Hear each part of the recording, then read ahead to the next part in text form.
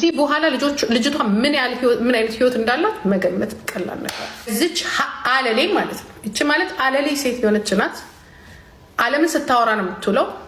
የፊንገር ሾው ልጅ ማለት በቃ ጥሩ ልጅ ሆና አታድግም። እግዚአብሔር ያጋልጻቸዋል። እግዚአብሔር እኔ የምፈራው ምን እንደሆነ ታውቃላችሁ? ይሄ በጣም ትንሽ ነገር ነው። ትልቅ ቅጣት እንዳይመጣብሽ ፊንገር ሾው ነው የምልሽ። ትልቁ ቅጣት ደግሞ እግዚአብሔር አያምጣ። ትልቁ አምላክ። ምክንያቱም እኔም ሰው ነኝ፣ በአፌ ላልፍ እችላለሁ። እኔ ስናገር ደግሞ ተቅማጥ ነው ማስቀምጣችሁ። እኔ ተናገሪያችሁ እናንተ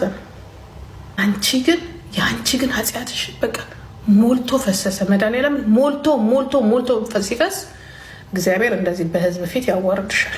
አንቺ መሰለሽ ስፒከሩን ያ አጥፍተሽ የምትናገር ይመስሎሻል። ስትመጪ እንዴት ክው እንዳልሽ አይተሽዋል። ስትገቢ ነክተሽው ነው የገባሽው። ቴክኖሎጂና አንቺ እንደማትተዋውቁና እንደማትገናኙን ያሳየው። አንቺ ከብት ማለት ነው ባለጌ። ለልጅሽ እግዚአብሔር ምስክሬ ነው። ለልጅሽ ግማታም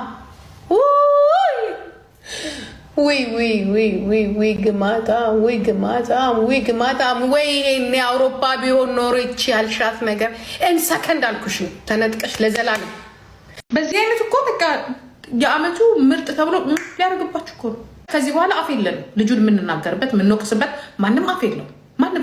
ዝም ብላ ብቻ የልጁን ስራ ከማድነቅ በስተቀረ እንደው ይሄውላ ቪዲዮ በምን ሰዓት ስራ እንቅልፍ የለውም እንዴ? ሌሎች አዶናይ ነው የሚመጣው። እናንተ ዞር ብዬ እዛ ጋር ሳይ ልጁ ይሰራል። እናንተ በ3 በ4 ዓመት ያልሰራችሁትን ልጁ እየሰራ ነው። ተኝታችኋል። በሳምንት አንዴ እንኳን አትለቁም። ሌሎቻችሁ ተንቀሳቀሱ ወይ ስሩ፣ ጥሩ ቪዲዮ ለጥፉ፣ ተፎካካሪ ሁኑ። ካልሆነ የኢትዮጵያ ፊልም ኢንዱስትሪ ራሱ ሊያጥፉ በዚህ ሁኔታው ልጁ የኢትዮጵያ አርቲስቶችንም ብሔራዊ ቲያትርም ገባ እኮ ብሔራዊ ቲያትርም ገባ። ያ ስራ ሰራ። በቃ ሊያጥፋችሁ ነው። ጋይ ተፎካከሩት። ተፎካካሪ ካጣ እኮ በቃ አለቀ። ዩቲ ዌራሪዩ ስሪ እንጂ አንቺ ናሆ በቃ እናንተ ቲክቶክ ላይ ያላችሁ በሙሉ ተንቀሳቀሱ። አንደኛ ያምራል። አንድ ሰው ብቻ ከሆነ ሄደ። መያዣም የለንም። ይሄንን ልጅ ሄደ። ወይኔ ራሴ ሄዳለሁ እንጂ ራሴ ሂጄ ከኋላው ኖ አትሰራም እያለን እንቀጠቅጠዋለን፣ እናስቆመዋለን። በቅናት ማለት ነው። ከዛ እግዚአብሔር ደግሞ እኛን ይደፋል። ምክንያቱም ትክክል ስላልሆነ ማለት ነው። አናግሩ እንጂ ኢንተርቪው ላይ ቀረቡ። እኔ ምንም ያየሁት ነገር የለም። ጆሲ ናሆሜ ጃኒ እንኳን ፎንቃን ያስተኛት። እሷን በፎንቃ ዘረራት። እሷን በፎንቃ ዘርሮ እሱ ቪዲዮ ይሰራል። እሷን ተኝታለች በፎንቃ ግድግዳ እየዋጨረች። እናንተ ምን ፎንቃ ያሳችሁ?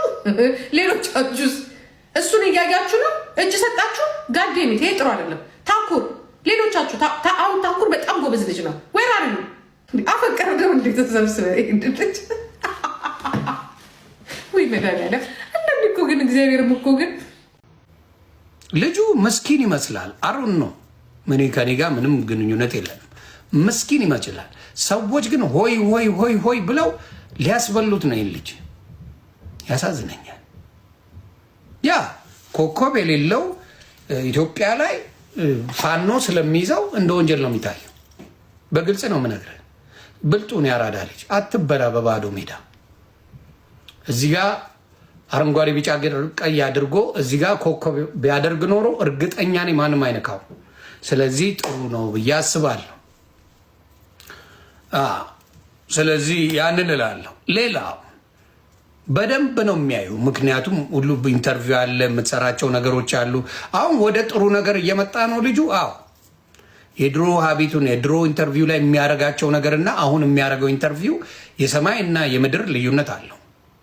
ከአምሰለት ጋር የሰራው ኢንተርቪው ኮምፕሊትሊ በፊት ከሰራቸው ኢንተርቪዎች የተሻለ ነው። በጣም ጥንቃቄ ያለበት ማስተዋል ያለበት ምን ያለበት ሰርቷል።